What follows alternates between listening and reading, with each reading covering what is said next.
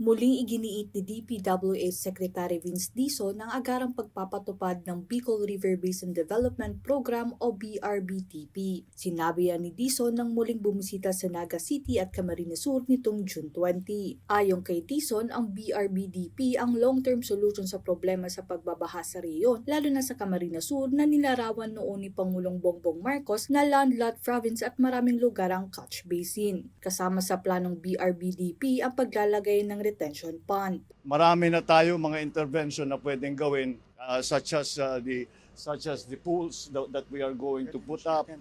But tawag nila yung retention pond para mabawasan para mabawasan natin yung pagbaba ng tubig.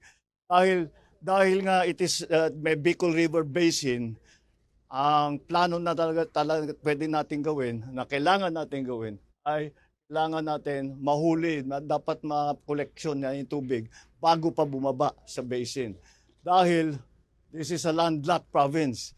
And because it's a landlocked province, ang tagal lumabas ng tubig. Bago yan, una nang pinaliwanag ni Camarines Sur Governor Elrico Deperte sa pamalaan na i-review at buhay ng BRBDP kung saan mula pa sa lalawigan ng Albay ang tubig na dumadaloy sa Bicol River hanggang sa Camarines Norte. Ating ayusin sa pagbabaha, yung Bicol River Basin Master Plan, napakatagal na niya.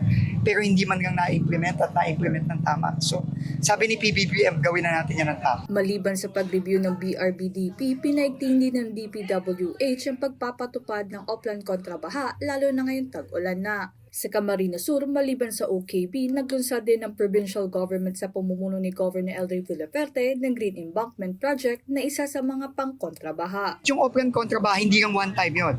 Ang commitment namin, all year round na ang ating dredging at ating cleaning of waterways sa iba't ibang lugar. So, i-present ko din mamaya yung plano na for 2027 kasi meron na tayong mga flood control projects for 2027 for Naga. Sam Alano, CSN.